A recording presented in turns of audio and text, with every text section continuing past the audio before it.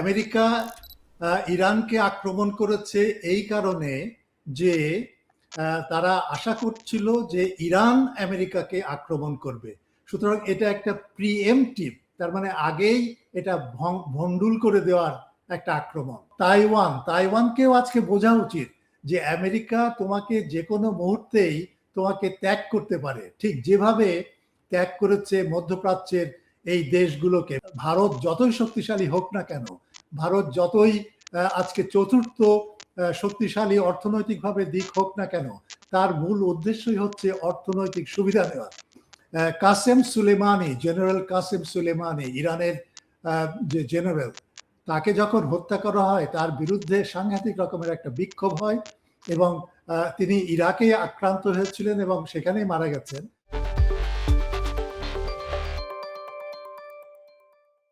চর্চা ডিকোডে স্বাগত। আজকে ইরানের যুদ্ধের পঞ্চম দিন। এই ইরানের সার্বিক পরিস্থিতি, আমেরিকা, ইসরায়েল সব কিছু নিয়ে আলোচনার জন্য আমাদের সঙ্গে যুক্ত হচ্ছেন সিডনি থেকে অধ্যাপক বদরুল আলম খান। অধ্যাপক খান, আপনাকে স্বাগত। আপনাকে অনেক ধন্যবাদ এবং দর্শক শ্রোতাদের আমার পক্ষ থেকে অনেক শুভেচ্ছা এবং ধন্যবাদ শোনার জন্য। তো আজ তো যুদ্ধের পঞ্চম দিন, যুদ্ধের সার্বিক পরিস্থিতিটা আসলে কি, কেমন দেখছেন আপনি? হ্যাঁ, যুদ্ধের সার্বিক পরিস্থিতিটা তো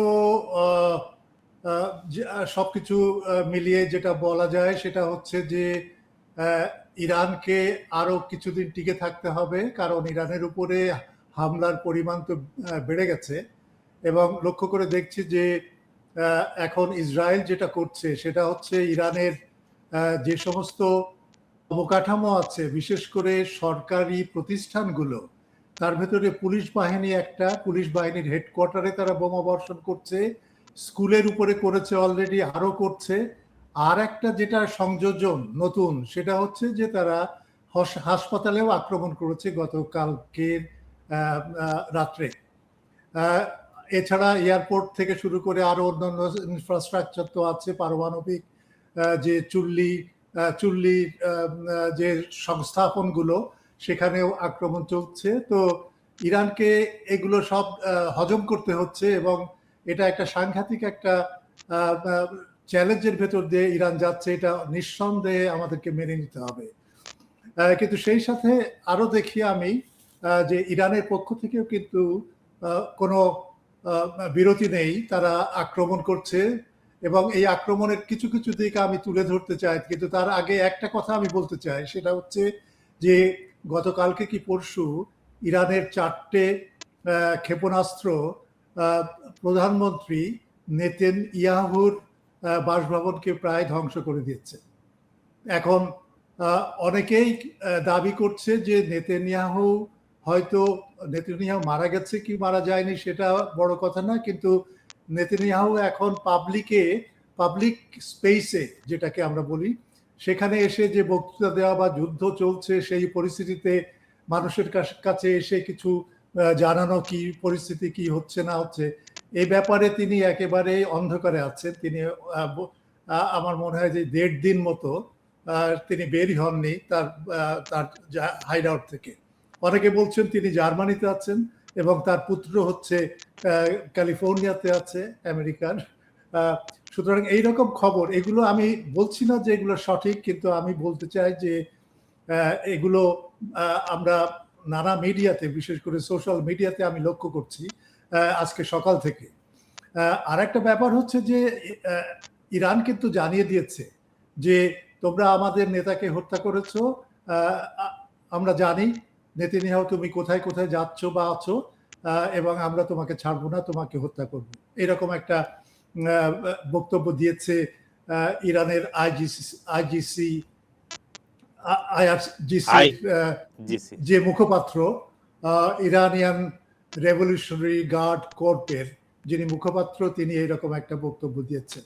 সুতরাং এটাকে কোনো সুনির্দিষ্ট কিছু না ধরেই বলতে পারি যে অবস্থাটা আসলেই খুব উত্তপ্ত, এটা স্বীকার করতে হবে। এবং ইরান বসে নেই, ইরান তার কাজ চালিয়ে যাচ্ছে। এর ভেতরে দুটো জিনিস লক্ষণীয়। একটা হচ্ছে সৌদি আরবে সেখানকার যে আমেরিকান এমবেসি, সেই এমবেসিতে আঘাত করেছে ইরানের বোমা এবং সম্ভবত এটা ড্রোন, ক্ষেপণাস্ত্র না।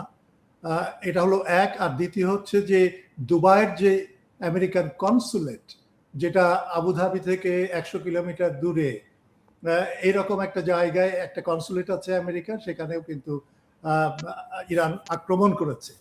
সাইপ্রাসের নতুন করে আক্রমণ করেছে তারা। সাইপ্রাসের আক্রোফিলিয়া বলে একটা বেজ আছে, যেটা ব্রিটিশ বেজ, এবং সেটা হচ্ছে সাইপ্রাসের লেমাসো বলে একটা শহর আছে, সেখান থেকে বেশি দূরে না। সেখানেও 3টে ড্রোন আক্রমণ করেছে, হামলা করেছে এবং যথেষ্ট ব্যাপক ক্ষতি করেছে। আরো একটা খবর যেটা আগে আমি উল্লেখ করেছি, যে 3টা F-15S এই যুদ্ধ বিমান 3টে ঘায়েল হয়েছে এবং বলছে যে এটা ফ্রেন্ডলি ফায়ারের কারণে।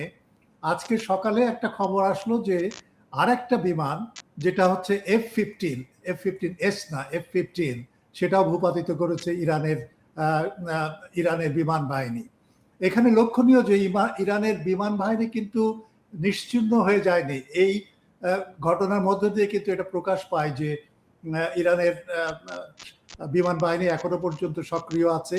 বিশেষ করে এই ঘটনাটা আমাদেরকে বলে যে ইরানের বিমান বাহিনী সক্রিয় আছে। যে 3টি বিমান ভূপাতিত হয়েছিল এবং সেটা ফ্রেন্ডলি ফায়ারের কারণে বলছে, সেটা কিন্তু আসলে ইরানের বিমান বাহিনী কিন্তু এটা ভূপাতিত করেছে বলে অনেক বিশেষজ্ঞ, যারা যুদ্ধ বিষয়ক জ্ঞান রাখেন এবং যুদ্ধের ব্যাপারে বিশেষজ্ঞ, তারা সেটা বলছে যে ওই সময় ওই আকাশে ইরানের 2টো বিমান ছিল এবং তারাই এটা ভূপাতিত করার ক্ষেত্রে সাহায্য করেছে। এইরকম একটা ধারণা আছে। আর একটা জিনিস যেটা করছে, যে তারা আক্রমণটাকে অত্যন্ত শানিত করছে কিন্তু এই দুবাইয়ের বিরুদ্ধে এবং সংযুক্ত আরব এমিরেটের বিরুদ্ধে। কারণ ওখানেই কিন্তু ডোনাল্ড ট্রাম্পের ব্যবসায়িক প্রতিষ্ঠানগুলো ওখানে আছে, ওখানে কালোবাজারি হয়, ওখানে ইনভেস্টমেন্ট যে সমস্ত লিঙ্কসগুলো সেটা ওখানে চলে, ক্রিপ্টোকারেন্সির ব্যবসা ওখানে হয়। আর একটা যেটা, সেটা হচ্ছে অ্যামাজনের একটা বড় ডাটা সেন্টার আছে। আজকের খবরে শোনা গেল যে ইরানের হামলার কারণে ওই ডাটা সেন্টারটা নিষ্ক্রিয় হয়ে আছে, তারা সেটা এখন বন্ধ আছে। ইতিমধ্যে হিজবুল্লাহ এবং হুতিরা তারা আক্রমণ শুরু করেছে। বিশেষ করে হিজবুল্লাহর এই আক্রমণ সম্পর্কে আমি একটু বলি। সেটা হচ্ছে এই যে একটা ক্যাবিনেট মিটিং চলছিল গতকালকে কি পরশু, এবং ইসরায়েলের ক্যাবিনেট মিটিং, এবং সেই ক্যাবিনেট মিটিংয়ে তারা সিদ্ধান্ত নিচ্ছিল যে লেবাননে আক্রমণ করা এবং হিজবুল্লাহর বিরুদ্ধেই আক্রমণটা পরিচালিত করা। এই খবরটা কোনোভাবেই যেভাবেই হোক না কেন হিজবুল্লাহ জানতে পারে এবং তারাই আক্রমণ শুরু করে ক্ষেপণাস্ত্র দিয়ে। এবং আজকের একটা খবরে জানা গেল যে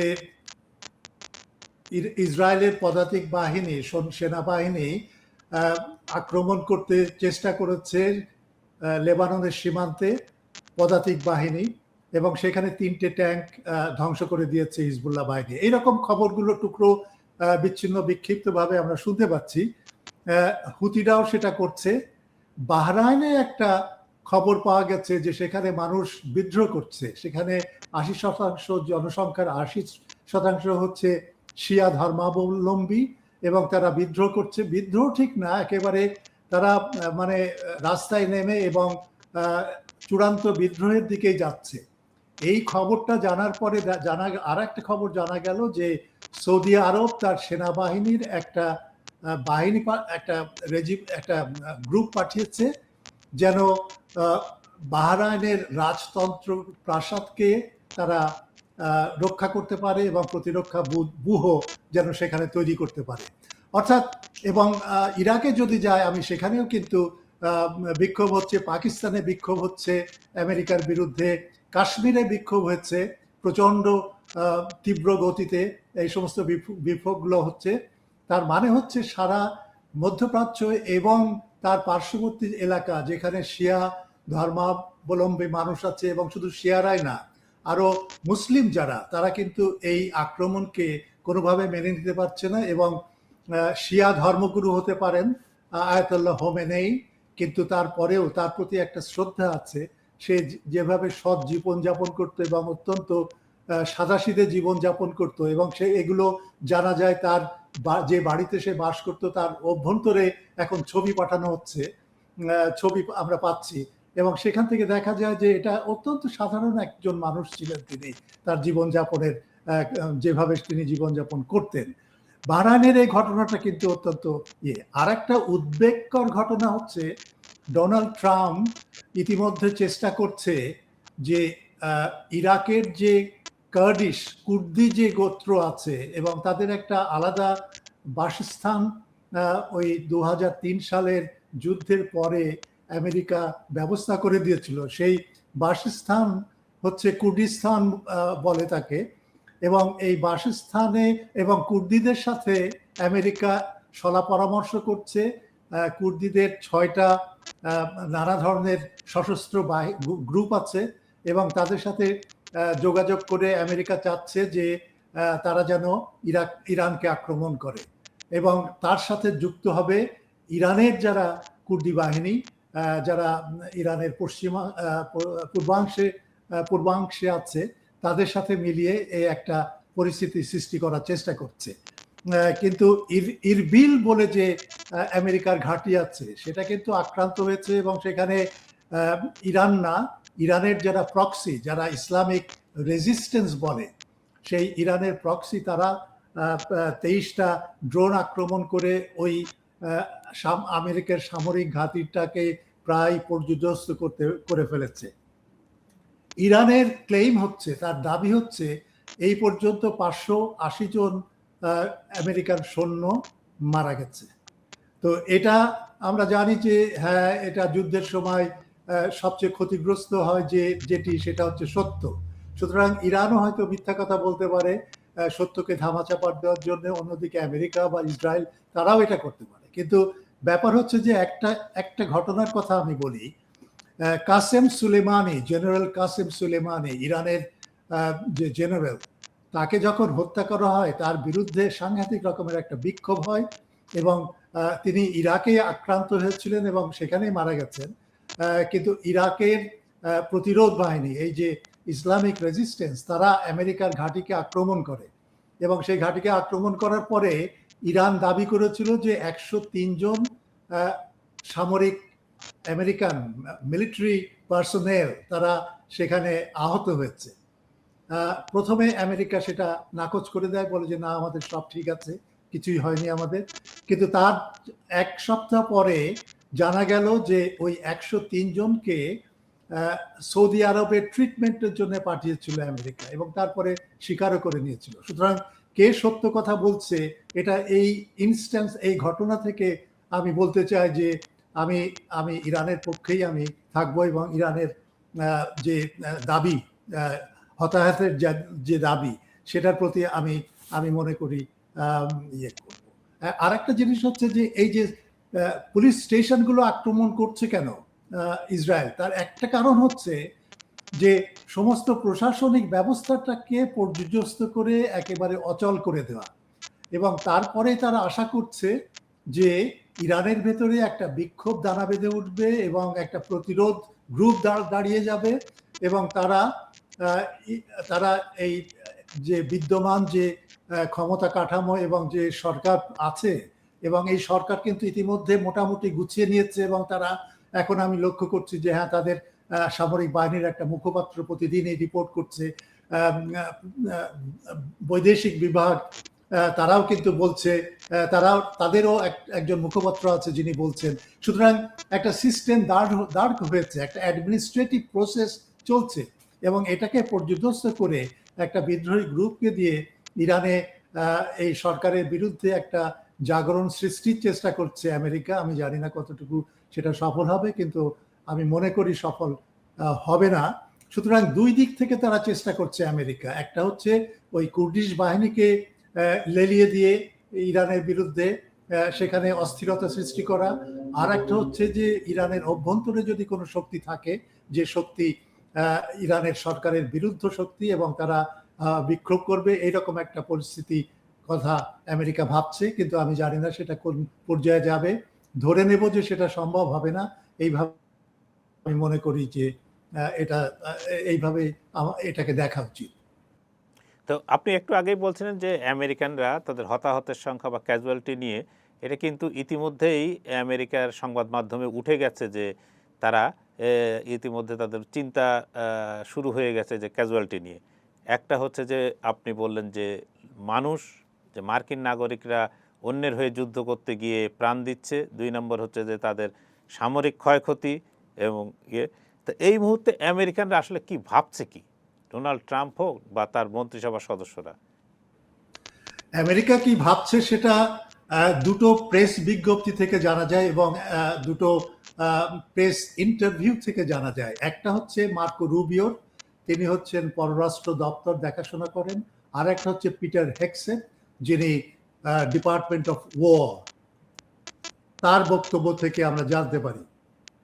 রুবিওর বক্তব্যটা যেটা আমরা যা শুনলাম সেটা হচ্ছে যে এখন তিনি বলছেন যে ইরান আমেরিকা ইরানকে আক্রমণ করেছে এই কারণে যে তারা আশা করছিল যে ইরান আমেরিকাকে আক্রমণ করবে, সুতরাং এটা একটা প্রিএমটিভ, তার মানে আগেই এটা ভণ্ডুল করে দেওয়ার একটা আক্রমণ। এটা হচ্ছে এখন বর্তমান কালের। এর সাথে কিন্তু আগের যে সিদ্ধান্ত তারা নিয়েছিল সেটার কোনো মিল নেই, যে বক্তব্য তারা দিয়েছিল। আগের বক্তব্য হচ্ছে যে ইরানের রেজিম চেঞ্জ করা, আয়াতুল্লাহকে হত্যা করা, সেখানে একটা বিক্ষোভ সৃষ্টি করা এবং তার সামরিক বাহিনীকে ধ্বংস করা, ইত্যাদি ইত্যাদি ইত্যাদি করে সবকিছু পর্যুদস্ত করে দেয়া এবং বিপর্যয় আনা ইরানের। এখন তারা বলছে যে না, আমেরিকা গিয়েছিল ওখানে ইরানের আক্রমণকে আগে থেকেই নস্যাৎ করে দেওয়ার জন্য আমেরিকা গিয়েছে। আর আরেকটা দৃষ্টিভঙ্গি তারাও বলছে, পিটার হেক্সেট বলছে যে দেখো, আমরা জানতাম যে ইসরায়েল আক্রমণ করবে, তো আমরা ইসরায়েল আক্রমণ করবে এটা জানার কারণেই আমরা সেখানে গেছি, কারণ আমরা বুঝে নিয়েছিলাম যে ইসরায়েল যদি ইরানকে আক্রমণ করে তাহলে ইরান আমাদেরকে আক্রমণ করবে, শুধু ইসরায়েলকে না। সেই জন্য আমরা ইসরায়েলের সাথে যুক্ত হয়ে গেছিলাম। এইরকম নানা ধরনের কন্ট্রাডিক্টরি, সব বিরোধী সমস্ত বক্তব্যগুলো আমরা এখন এদের কাছ থেকে শুনতে পাচ্ছি। আর ওদের যে মানে যদি বডি ল্যাঙ্গুয়েজ আপনি দেখেন, বিশেষ করে ডোনাল্ড ট্রাম্পের, তাহলে কিন্তু এটা বোঝাই যাচ্ছে যে তারা আসলে বিব্রত এবং তারা জানে না যে এই যুদ্ধ কিভাবে কোন দিকে মোড় নেবে। তার বিশেষ কয়েকটা কারণ আমি লক্ষ্য করে উল্লেখ করতে চাই। সেটা হচ্ছে যে ডোনাল্ড ট্রাম্প বলছেন যে আমরা এই যুদ্ধ চালিয়ে যাব যতদিন প্রয়োজন হয়, ঠিক যেভাবে তারা বলেছিল ইউক্রেনে আমরা যুদ্ধ চালিয়ে যাব বা ইউক্রেনকে আমরা সাহায্য করব যতদিন প্রয়োজন হয়। সুতরাং একইভাবে সে বলছে যে ইরানে আমরা যুদ্ধ চালিয়ে যাব যতদিন প্রয়োজন হয়। কিন্তু এরই বিপরীতে আবার সে আক্রমণ করছে বাইডেনকে আক্রমণ করছে এই কারণে যে সে বলছে যে হ্যাঁ বাইডেন, তুমি আমাদের অস্ত্রশস্ত্র সবই পাঠিয়েছ বিনা অর্থে, তুমি ফ্রি পাঠিয়েছ তুমি ইউক্রেনে, এবং এর কারণে আমাদের অস্ত্র ভান্ডার অনেকটা ক্ষতিগ্রস্ত হয়েছে এবং কমে এসেছে। সুতরাং তোমার জন্যে আমাদের এই অবস্থা, এখন আমাদের ঘাটতি দেখা দিচ্ছে। অর্থাৎ একদিকে সে বলছে যুদ্ধ চালিয়ে যাবে অনেক দিন ধরে, আর একদিক থেকে বলছে যে না, আমেরিকার যে অস্ত্র ভান্ডার, বিশেষ করে ক্ষেপণাস্ত্র প্রতিরক্ষা যে ব্যবস্থা, যেটা দিয়ে তারা ইরানের ক্ষেপণাস্ত্রগুলোকে ঘায়েল করবে, এবং পেট্রিয়ট ক্ষেপণাস্ত্র সিস্টেম সেটা অনেক ঘাটতি হয়ে গেছে, এবং ইরান কিন্তু বেশ কয়েকটা এই পেট্রিয়ট মিসাইলস সেন্টার বা সিস্টেমকে ধ্বংস করে দিয়েছে ইতিমধ্যে। আর একটা এর সাথে সাথেই আমরা জানতে পাচ্ছি যে আমেরিকা এখন চেষ্টা করছে যে কোরিয়াতে যে সমস্ত প্রতিরক্ষা সিস্টেম আছে সেগুলোকে নিয়ে মধ্যপ্রাচ্যে আনা, ইসরায়েলে আনা, এবং সেগুলো দিয়ে ইরানের ক্ষেপণাস্ত্র আক্রমণ মোকাবেলা করা। এবং এই জন্য দক্ষিণ কোরিয়া থেকে তারা অলরেডি নোটিশ দিয়েছে দক্ষিণ কোরিয়াকে যে ওখান থেকে আনতে হবে। কিন্তু দক্ষিণ কোরিয়া থেকে যদি মধ্যপ্রাচ্যে সেগুলো পৌঁছাতে হয় তাহলে অন্তত পক্ষে 3 সপ্তাহ লাগবে যদি নৌপথে আসে, এবং নৌপথ ছাড়া তো আরো কোনো পথ দেখি না। সুতরাং এই 3 সপ্তাহ মতো সময় ব্যয় করতে হবে। ইতিমধ্যে হয়তো যুদ্ধ প্রায় সমাপ্তির পথে, এরকম একটা পরিস্থিতির ভেতরে আছে। এমনকি তারা বলছে যে ইউক্রেনকে আমরা যে সমস্ত প্রতিরক্ষা যে স্থাপনা আমরা দিয়েছি সেগুলো যেন এখন ইউক্রেন থেকে আনা হয়। সুতরাং এইরকম একটা পরিস্থিতির ভেতরে আছে। আমেরিকার যেটা সবচেয়ে বড় সমস্যা হবে সেটা হচ্ছে যে তেলের দাম বৃদ্ধি পাচ্ছে। তেলের দাম আজকের যে হিসাবে এখন হচ্ছে $84 করে, এবং ব্যারেল। এই $84 বেড়ে গেছে মাত্র 2 দিনে 61 থেকে 84, এবং অনেকেই আশা করছে যে আগামী 2 দিনের ভেতরে এটা $100 পৌঁছাবে। $100 পৌঁছালেও কিন্তু যে স্টক আছে আমেরিকা বা ইসরায়েলের বা ইউরোপিয়ান দেশের, সেটা খুব যে একটা উত্তেজনা সৃষ্টি করবে, যে একটা বিপর্যয় সৃষ্টি করবে, সেটা আমি বলছি না। কিন্তু এটা যদি এই ট্রেন্ডটা যদি আরো বাড়তে থাকে তেলের দাম, তাহলে কিন্তু একটা সমস্যা দেখা দেবে, বিশেষ করে আমেরিকার জনগণের কাছে। তারা তেলের দামের বৃদ্ধি চায় না, তারা ইনফ্লেশন বা মুদ্রাস্ফীতি চায় না, তারা চায় একটা শান্তিপূর্ণ জীবন, এবং সেই কারণেই কিন্তু আমেরিকার মানুষের ভেতরেও কিন্তু একটা যুদ্ধবিরতি, একটা প্রতিবাদ দানা বেঁধে উঠছে। সুতরাং ইরানের আরেকটা দিক হচ্ছে যে ইরান কিন্তু কাতারের যে এলএনজি মানে লিকুইফাইড ন্যাচারাল গ্যাস, এই এলএনজি যে প্ল্যান্টটা, এবং কাতার কিন্তু অন্যতম প্রধান এই এলএনজি উৎপাদনকারী একটা দেশ। সুতরাং এই এলএনজি প্ল্যান্টে ইরান আক্রমণ চালিয়েছে। সবচেয়ে মজার ব্যাপার হচ্ছে যে এত প্রোটেকশন থাকা সত্ত্বেও, এত সফিস্টিকেটেড প্রতিরক্ষা ব্যূহ তৈরি করার পরও ইরানের অত্যন্ত সস্তা দামের এই সমস্ত ড্রোনগুলো যে আঘাত করছে এবং প্রতিরক্ষা ভেদ করে, এটা একটা আশ্চর্যের মতো লাগে। তাহলে প্রতিরক্ষাটা কি? এবং এই যে হাই টেকনিক্যাল যে সমস্ত কথাবার্তা বলে যে হ্যাঁ মার্টিন, যে সমস্ত আমেরিকান কোম্পানি আছে তারা অত্যাধুনিক এবং তাদের অস্ত্রশস্ত্র মোকাবেলা করার কোনো ক্ষমতা ইরানের তো নেই, এমনকি রাশিয়ার নেই, চীনের নেই, এইরকম যে গলাবাজি, এটা থেকে প্রমাণ হয় যে সেগুলো সত্য না। সুতরাং এই গ্যাস সাপ্লাইয়ের কারণে কিন্তু ইউরোপে ইতিমধ্যে 30% দাম বেড়ে গেছে গ্যাসের। সুতরাং এটাও কিন্তু একটা বড় একটা আঘাত, এবং ইউরোপের অনেক দেশ এখন ভাবছে যে ভুলটা তারা করেছে রাশিয়ার গ্যাস আমদানি বন্ধ করে দিয়ে, তারা ভাবছে যে এখন রাশিয়ার গ্যাস ছাড়া তাদের কোনো পথ নেই। সুতরাং এইরকম একটা পরিস্থিতির ভেতরে সবকিছু এখন আমি দেখতে পাচ্ছি। আর একটা জিনিস হচ্ছে যে এই যে মিডিয়ার উপরে যে ব্যান, এই ব্যানটা কিন্তু সাংঘাতিক এখন দৃশ্যমান।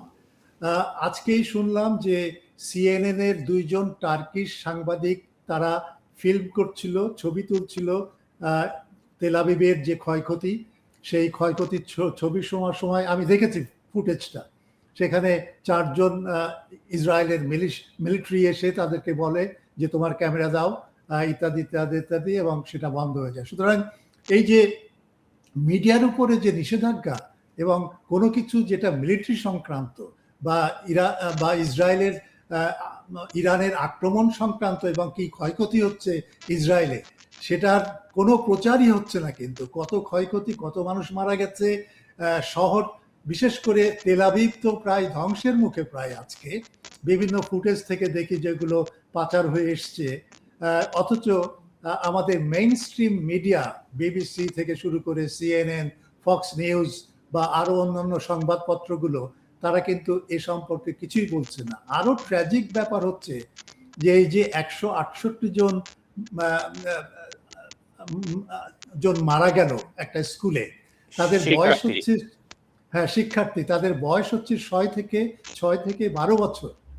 এ সম্পর্কে কোনো একটা উচ্চবাচ্য আমরা পেলাম না এই পশ্চিমা মিডিয়াতে। তাহলে আপনি চিন্তা করে দেখেন পশ্চিমা মিডিয়া আজকে কত বায়াসড এবং কত কিভাবে তারা সত্যকে গোপন করে এবং মিথ্যাকে প্রমোট করে। সুতরাং এসব দিক থেকে আমি মনে করি যে আমেরিকা কিন্তু যেটাই চেষ্টা করুক না কেন, আমার একটা ইতিহাসের থেকে একটা কথা মনে পড়ছে, সেটা হচ্ছে এই যে 1812 সালে নেপোলিয়ান রাশিয়া আক্রমণ করে নেপোলিয়ান একেবারে মস্কোর ক্রেমলিনে ঢুকে পড়ে। নেপোলিয়ান সেখানে বসে অপেক্ষা করছে যে কখন রুশ জেনারেল কুতুজভ এসে তার কাছে ক্ষমা ভিক্ষা চাইবে এবং আত্মসমর্পণ করবে।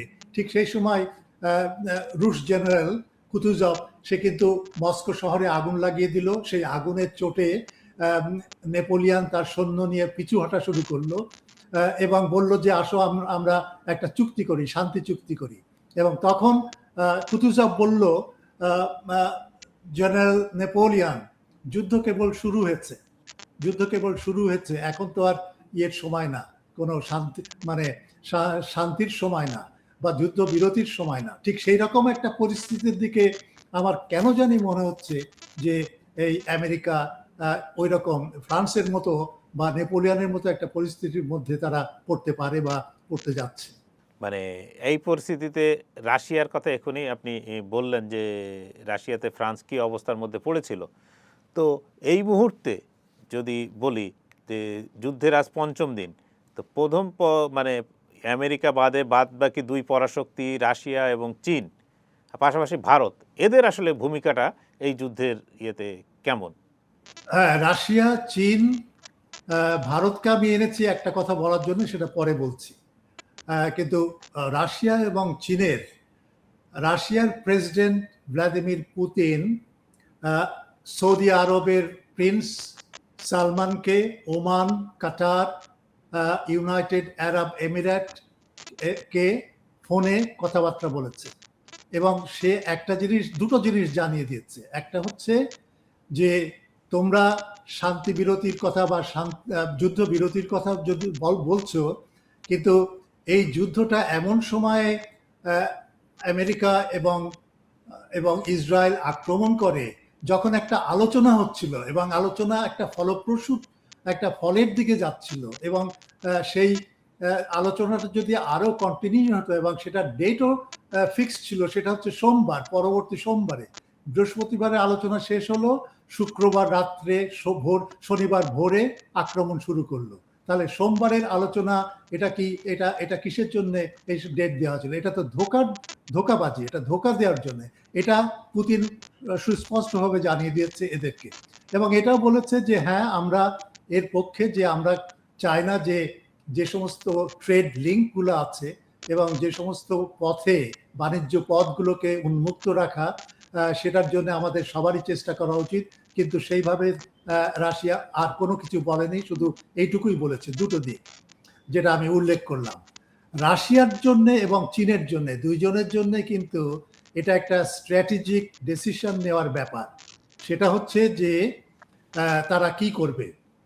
আমার ধারণায় আপনি যদি মার্কেটটা লক্ষ্য করে দেখেন তাহলে দেখবেন যে রাশিয়ার স্টক মার্কেট সেটা কিন্তু বৃদ্ধি পেয়েছে 2 থেকে 3% আজকে। তার মানে রাশিয়ার মার্কেট আশাবাদী যে হ্যাঁ, খুব ভালো একটা কিছু হতে যাচ্ছে। তার মানে তেলের দাম বৃদ্ধি পেয়েছে, অর্থাৎ রাশিয়ার যে তেল কোম্পানিগুলো আছে তারা এর থেকে মুনাফা লুটবে, তারা একটা বড় মুনাফা পাবে। সুতরাং তারা খুশি। অন্যদিক থেকে আপনি যদি বিশেষ করে এশিয়ান মার্কেট দেখেন, নিকে অ্যাভারেজ থেকে শুরু করে দক্ষিণ কোরিয়ার মার্কেট, তারপরে ইউরোপিয়ান মার্কেট যদি দেখেন, তাহলে সেখানে সাংঘাতিক রকমের একটা পতন ঘটেছে। সুতরাং যেহেতু তারা এই সৌদি আরবের, মধ্যপ্রাচ্যের তেলের উপরে নির্ভরশীল, সেই কারণে কিন্তু তারা বুঝতে পারছে যে এই যুদ্ধ যদি আরো বেশি দিন গড়ায় তাহলে কিন্তু এর পরিণতি খুব খারাপ হবে তাদের অর্থনীতির জন্য এবং গ্লোবাল ইকোনমিটাও হয়তো এর কারণে সাফার করবে বা ক্ষতিগ্রস্ত হবে। আর সুতরাং রাশিয়া যেটা করবে বলে আমার মনে হয় সেটা হচ্ছে যে রাশিয়া এই যুদ্ধকে আরেকটু চালিয়ে যাওয়ার সিদ্ধান্ত না চালিয়ে যাওয়ার পক্ষেই থাকবে, এই কারণে যে এমন একটা পরিস্থিতি সৃষ্টি হয় যেন সারা বিশ্ব বুঝতে পারে যে আমেরিকা কত দুর্বল এখন, এবং আমেরিকার যে সমস্ত হম্বিতম্বি করে তারা, সেটা যে কাগুজে বাঘ, সেটার কিছুটা যেন পৃথিবী বুঝতে পারে, আমেরিকার শক্তির ক্ষয় হয় যেন, এবং তারপরেই একটা চিন্তা ভাবনা করা যে অন্য কোনো পথ আছে কিনা এটা এর থেকে উদ্ধার পাওয়া বা এই যুদ্ধ থেকে নিস্তার পাওয়া। সুতরাং এইরকম একটা চেষ্টা করবে আমি মনে করি রাশিয়া এবং চীনের ক্ষেত্রে একই জিনিস প্রযোজ্য। এখন যদি আপনি চিন্তা করেন যে এই যে সুযোগ সৃষ্টি হয়েছে চীনের, যে সমস্ত অস্ত্রশস্ত্র এখন আমেরিকা পাঠিয়েছে মধ্যপ্রাচ্যে, এবং তাইওয়ানকেও আজকে বোঝা উচিত যে আমেরিকা তোমাকে যে কোনো মুহূর্তেই তোমাকে ত্যাগ করতে পারে, ঠিক যেভাবে ত্যাগ করেছে মধ্যপ্রাচ্যের এই দেশগুলোকে, বিশেষ করে ওমান, কাতার, সৌদি, ইউনাইটেড আরব এমিরেট, এদেরকে তারা পরিত্যাগ করে, আমেরিকা পরিত্যাগ করে শুধু ইসরায়েলের স্বার্থটাকে সে দেখছে। সুতরাং এটা একটা শিক্ষণীয় ব্যাপার, বিশেষ করে তাইওয়ান এবং আরো যে সমস্ত স্যাটেলাইট এবং দেশ আছে যারা আমেরিকার আমেরিকার পেছনে আছে এবং আমেরিকার সাহায্যের উপরে নির্ভরশীল এবং ক্লায়েন্ট স্টেট যেটাকে বলি, তাদের শিক্ষা নেওয়ার ব্যাপার আছে যে আমেরিকা কিন্তু তার বিপদ যখন আসবে তখন সে তার সাহায্যের হাত নিয়ে এদিকে আসবে না। রাশিয়া এবং চীন কিন্তু এদের দুই দেশের পররাষ্ট্রমন্ত্রীরা তারা প্রতি 4 ঘন্টা অন্তর অন্তর কমিউনিকেট করছে, যেটা আমি খবরে পেলাম। বিশেষ করে তাস, রাশিয়ার সংবাদ প্রতিষ্ঠান, এবং আরো যে সমস্ত নিউজ আউটলেট আছে, তারা দিনে অন্ততপক্ষে 2 থেকে 3 বার তারা ফোনে আলাপ করছে এবং সবকিছু তারা বিচার বিশ্লেষণ করছে এবং কি ব্যবস্থা নেওয়া হবে সেটাও তারা চিন্তা করছে।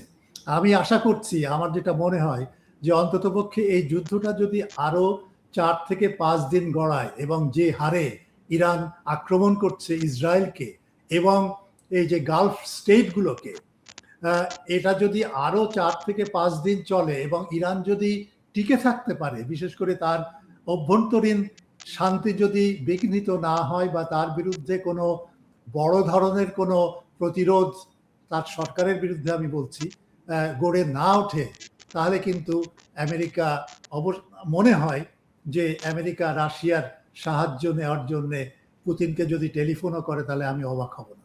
ভারতের কথা দিয়ে আমি শেষ করি। ভারতকে আমি এই প্রসঙ্গে আনলাম এই কারণে যে আমরা ভারতকে জানি একটা দীর্ঘদিনের সভ্যতা হিসেবে, 4 থেকে 5 হাজার বছরের পুরনো সভ্যতা, এবং এটাও জানি যে ভারত হচ্ছে এমন একটা দেশ যে ন্যায় এবং ন্যায়ের পক্ষে এবং অন্যায়ের বিরুদ্ধে, এবং তাদের যে মিথোলজিক্যাল মিথের ভেতরে যেগুলো আছে, রামায়ণ মহাভারত থেকে শুরু করে আরো যে সমস্ত ধর্মগ্রন্থিক যে সমস্ত রচনা আছে, সেখানেও কিন্তু আমরা দেখি রাবণের বিরুদ্ধে রামের যুদ্ধ বা যুধিষ্ঠির যুদ্ধ, কুরুক্ষেত্রে অন্যায়ের বিরুদ্ধে।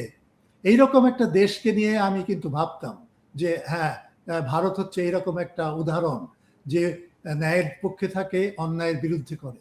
কিন্তু মোদি ইসরায়েল সফর করে সেখানে তার একটা গলায় তাকে একটা মালা দিল এবং একটা পুরস্কার দিল, সেটা নিয়ে এই খুনি নেতানিয়াহুকে জড়িয়ে ধরে প্রায় হাক করার মতো, যেটাকে আমরা বলি প্রেমিক প্রেমিকা যেভাবে হাক করে, সেরকম একটা পরিস্থিতি ঘটিয়ে সে দেশে ফিরে আসলো এবং সে একটা উচ্চবাচ্যও করলো না যে এই আক্রমণটা যে একটা অনৈতিক এবং আন্তর্জাতিক আইনের পরিপন্থী, বা তার বিরুদ্ধে যে একটা মামুলি একটা প্রতিবাদও যে জানানো উচিত, সেটাও তিনি করেননি। এবং এই যে 168 জন ছাত্রী নিহত হলো, এবং সেটা আমেরিকান বোমা এবং ইসরায়েলি বোমার আঘাতে, এবং সেখানে 4টা বড় পাওয়ারফুল ক্ষেপণাস্ত্র দিয়ে আক্রমণ করা হলো, সেটা সম্পর্কেও এই সরকারের কোনো উচ্চবাচ্য নেই, মোদির উচ্চবাচ্য নেই। অথচ সে ধর্মীয় গ্রন্থ সবসময় আওড়ায় এবং ধর্মীয় গ্রন্থের যে নৈতিক দিকগুলো সেটা সম্পর্কে কথা বলে।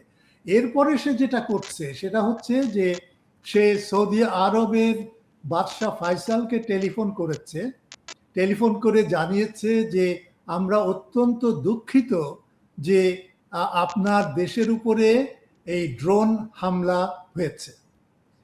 আর একটা খবর হচ্ছে যে মোদি কোনোভাবে যেভাবে হোক না কেন, সে সংবাদপত্রের মাধ্যমে হোক বা তার বৈদেশিক চ্যানেলের মাধ্যমে হোক বা পররাষ্ট্র মন্ত্রণালয় দিয়েই হোক, সে জানিয়ে দিয়েছে যে তারা রাশিয়ার তেল, যেটা তারা হ্রাস করেছিল অথবা বন্ধ করেছিল আমি ঠিক জানি না, কিন্তু সেটা তারা এখন সেটার থেকে তাদের নিষেধাজ্ঞা করে তারা রাশিয়ার তেল আমদানি করবে। এটার মূল লক্ষ্যই হচ্ছে মোদির যে তার অর্থনৈতিক স্বার্থ, তার মানবিক নৈতিক মূল্যবোধ বলে সে এখানে সবকিছু জলাঞ্জলি দিয়েছে।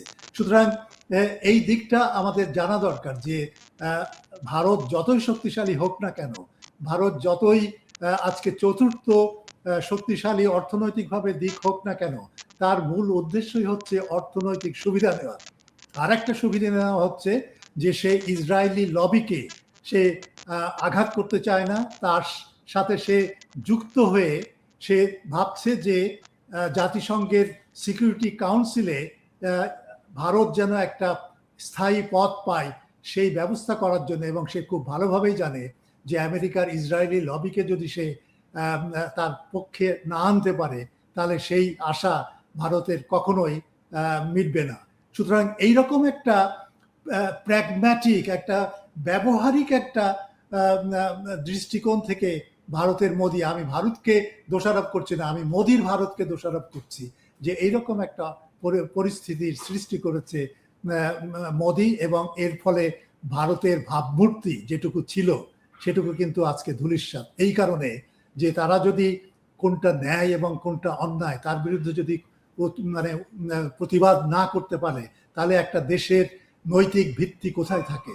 সুতরাং সেই দিক থেকে আমি মনে করি ভারতের মোদি এবং প্রধানমন্ত্রী মোদি যে কাজটা করেছে ইসরায়েলে যে, এবং প্রতিবাদ না করে এই আগ্রাসনের বিরুদ্ধে বরং ইরান কয়টা ড্রোন ফেললো সেইটাকে হাইলাইট করার চেষ্টা করছে এবং তার জন্য দুঃখ প্রকাশ করছে, এর থেকে ন্যাক্কারজনক ঘটনা আর কি হতে পারে? শেষ মুহূর্তে এখন ইরান তো প্রচণ্ড ক্ষয়ক্ষতির মুখে পড়ে আছে, কারণ তার কোনো আকাশ প্রতিরক্ষা ব্যবস্থা বলে তার সেইভাবে কিছু নেই। সুতরাং মানে ইসরায়েল এবং আমেরিকা তারা ক্ষেপণাস্ত্র ও বিমান দিয়ে একচ্ছত্র মানে একচেটিয়া মেরে যাচ্ছে। এই অবস্থায় ইরান কি ভাবছে, কি তাদের লক্ষ্যটা কি? আসলে ইরানের একটাই লক্ষ্য, সেটা হচ্ছে যে আপনি যদি ইরানের অ্যাটাকগুলোকে দেখেন, আক্রমণগুলো দেখেন, প্যাটার্নটা, সেই প্যাটার্নটা হচ্ছে যে ইরান চায় আমেরিকাকে মধ্যপ্রাচ্য থেকে তাড়াতে, সেটাই হচ্ছে একমাত্র তার উদ্দেশ্য, এবং ইসরায়েলকে নতজানু রাখা।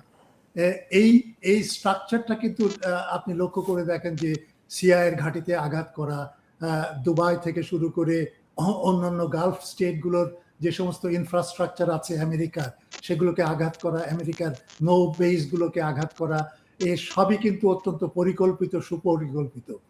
আমি কিন্তু একটা বিষয়ে ঠিক মানে মেনে নিতে পারছি না যে ইরানের আকাশ একেবারে সম্পূর্ণভাবে ইসরায়েল এবং আমেরিকার দখলে। সেটা আপাতদৃষ্টিতে মনে হতে পারে, যে সমস্ত খবরাখবর প্রকাশ আমরা জানতে পারছি মেইন স্ট্রিম মিডিয়ার মাধ্যমে, সেখানে ইরানের যে প্রতিরোধ ব্যবস্থা সেটা সম্পর্কে একেবারে উজ্জ রাখা হচ্ছে এবং কিছুই বলা হচ্ছে না।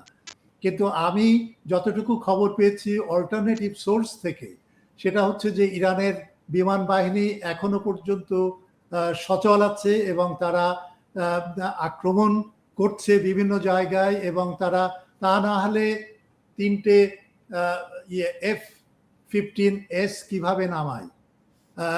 সুতরাং ইরানের একেবারে যে তার কিছুই নেই সেটা আমি বলছি না, আবার এটাও বলছি না যে হ্যাঁ ইরান সাংঘাতিকভাবে শক্তিশালী হয়ে এখনো আছে এবং তার প্রতিরক্ষা ব্যুহ বিশেষ করে তার ইরানের ভূখণ্ডে এখনো শক্তিশালী আছে, সেটাও আমি বলছি না।